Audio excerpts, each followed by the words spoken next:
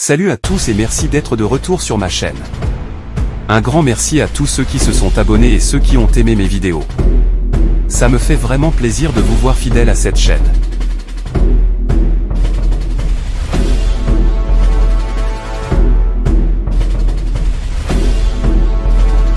Quelles sont les grandes étapes qui ont marqué l'histoire du Maroc? Quelles sont les traditions et les coutumes qui font la singularité de sa culture? Quel paysage époustouflant se cache derrière ses frontières? Qui sont les habitants du Maroc et quelle est leur histoire?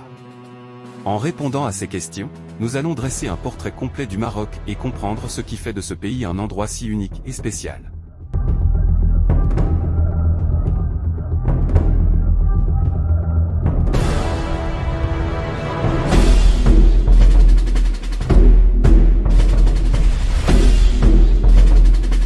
L'histoire du Maroc à l'Antiquité est riche et complexe, marquée par l'influence de plusieurs civilisations méditerranéennes. Voici quelques-unes des principales étapes de cette période. Siècle avant Jésus-Christ, fondation des premiers comptoirs phéniciens sur la côte marocaine, comme Lixus et Mogador. 8 siècles avant Jésus-Christ, fondation du royaume de Numidie par Massinissa, qui unifie les tribus berbères de la région. 2e siècle avant Jésus-Christ, conquête de la Numidie par Rome et division du territoire en 2 provinces, la Maurétanie tingitane et la Maurétanie césarienne. 1er siècle après Jésus-Christ, début de la romanisation du Maroc, avec la construction de villes et de routes, et l'introduction de la culture romaine. 2e siècle après Jésus-Christ, apogée de la romanisation, avec le développement de l'agriculture, du commerce et de l'industrie. 3e siècle après Jésus-Christ, début des invasions barbares et déclin de l'Empire romain. 20e siècle après Jésus-Christ, fin de la domination romaine et installation des Vandales au Maroc.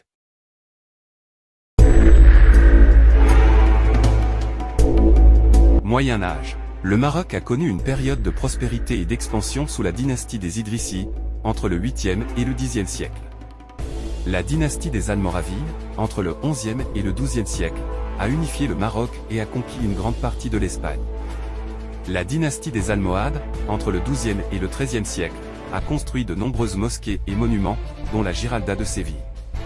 La dynastie des Mérinides, entre le 13e et le 15e siècle, a développé le commerce et les relations diplomatiques avec l'Europe.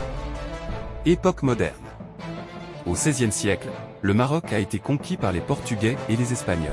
Au XVIIe siècle, la dynastie des Alaouites a libéré le Maroc de la domination étrangère.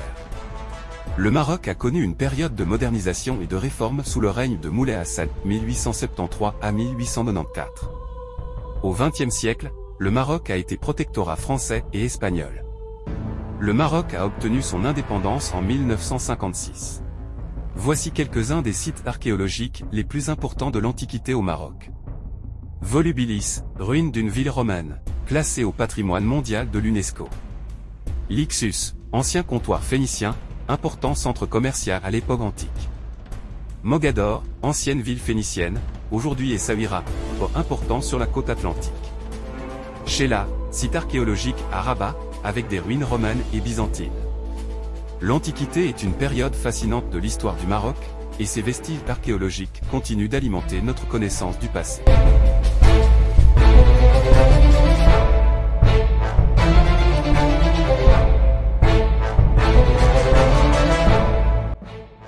Lixus, une fenêtre sur l'histoire du Maroc. Situé sur la rive droite du fleuve Loukos, à quelques kilomètres de l'Arrache, le site archéologique de Lixus se dresse fièrement sur une colline surplombant l'océan Atlantique. Ce joyau patrimonial, classé au patrimoine mondial de l'UNESCO, recèle les vestiges d'une ville antique fascinante qui a traversé les âges, témoin silencieux de l'évolution des civilisations qui se sont succédées dans la région. Les origines phéniciennes. L'histoire de Lixus débute aux alentours du XIe siècle avant notre ère, lorsque les navigateurs phéniciens, attirés par les richesses naturelles et la position stratégique du site, y fondent un comptoir commercial. Cette cité prospère rapidement, devenant un carrefour incontournable pour le commerce entre le monde méditerranéen et l'Afrique subsaharienne. Des produits tels que le purpure, l'ivoire, l'or et les épices transitent par Lixus, faisant de la ville un pôle économique majeur.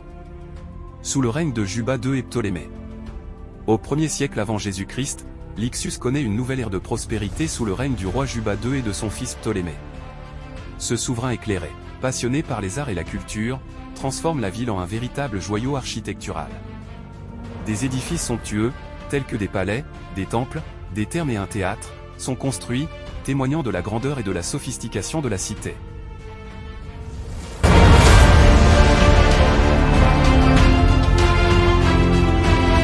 Redécouverte et fouilles archéologiques. C'est au XIXe siècle que le site de l'Ixus est redécouvert par les explorateurs européens. Des fouilles archéologiques débutent alors, révélant au fil des décennies les richesses cachées de la ville antique. Mosaïques raffinées, sculptures majestueuses, vestiges de temples et de palais témoignent de la splendeur de l'Ixus et de son importance dans l'histoire du Maroc. L'Ixus aujourd'hui.